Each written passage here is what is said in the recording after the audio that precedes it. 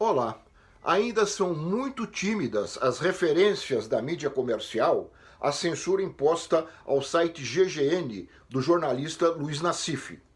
Um juiz de primeira instância lá do Rio de Janeiro determinou a retirada de 11 matérias publicadas naquele site. Todas elas têm como personagem o banco BTG Pactual, fundado pelo ministro da Economia, Paulo Guedes. E todas elas estão baseadas em fatos concretos. Por exemplo, a da licitação do serviço de estacionamento rotativo Zona Azul da cidade de São Paulo, vencido pela Allpark, dona da rede de estacionamentos Estapar, que tem entre os seus sócios André Esteves, do BTG Pactual. A matéria, publicada pelo GGN em dezembro do ano passado, levou o Ministério Público do Estado de São Paulo a ingressar com uma ação visando o cancelamento daquela licitação. Mas o juiz de primeira instância do Rio nem tomou conhecimento desse fato e mandou tirar a matéria do ar.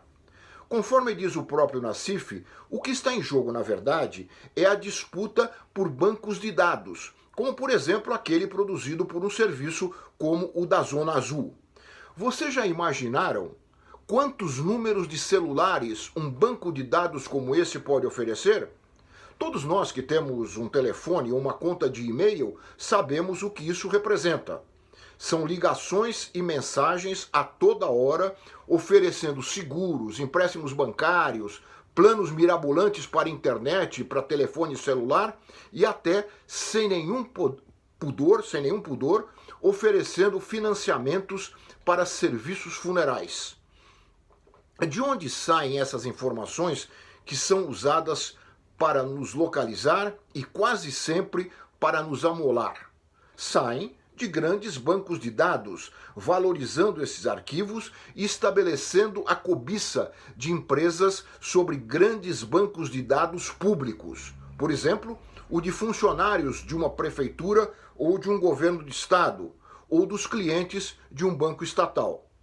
Mas a falta de cobertura de jornalística sobre o tema deixou um território sem nenhuma regulação, que tem sido transferido para empresas em negociações obscuras, explica também o Nassif. As matérias censuradas tentavam pôr alguma luz nessa escuridão, por onde transitam altos interesses financeiros, transferindo valiosos ativos públicos para empresas privadas.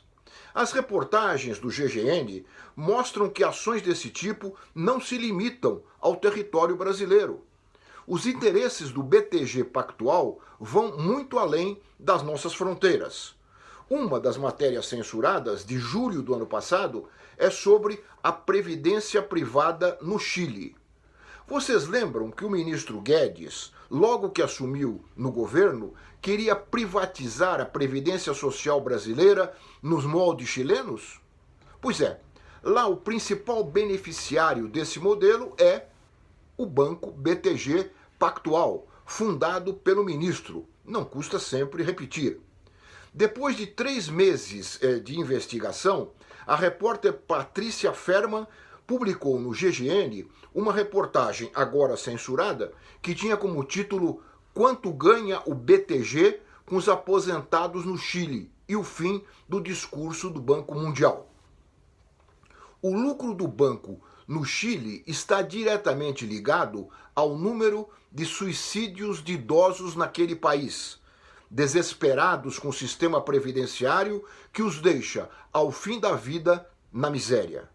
O juiz de primeira instância do Rio de Janeiro proibiu que essas informações continuassem a circular. Ao fazer isso, ele rasgou a Constituição brasileira, o que vem ocorrendo, aliás, com frequência depois do golpe de 2016. Lá na Constituição está dito de forma clara, no artigo 5º, que é livre a expressão de atividade intelectual, artística, científica e de comunicação, independente de censura ou de licença. E no artigo 220 também da Constituição, está claro que é vedada toda e qualquer censura de natureza política, ideológica e artística. Mas num país em que um outro juiz de primeira instância, lá do Paraná, corrompeu uma eleição presidencial, tudo é possível. A prática do lawfare, ou ativismo judicial, desenvolvida para impedir uma candidatura à presidência da República, fez escola. Ativistas que usam a justiça para fazer política. Um ativismo praticado também em diferentes países da América do Sul, como na Argentina, contra a ex-presidente Cristina Kirchner, ou no Equador, contra o ex-presidente Rafael Correa. É um ativismo que substitui, com manobras jurídico-legais, a força das armas utilizadas nos golpes de Estado do século XX. A prática chega agora a um novo nível, o nível da censura de informações. Nós não temos mais, como no século passado, os avisos da Polícia Federal nas redações de jornais, emissoras de rádio e de televisão, dizendo quem poderia ser ou não ser entrevistado. Ou também as determinações para que um assunto não fosse sequer mencionado nos noticiários, como aconteceu com a epidemia de meningite registrada em São Paulo nos anos 1970. Temos agora ações judiciais com aparência de legalidade. Mas os efeitos destruidores na democracia são os mesmos, iguais àqueles praticados pelos censores policiais, e só tendem a aumentar. Por ora, diante desse arbítrio, a mídia comercial olha de lado.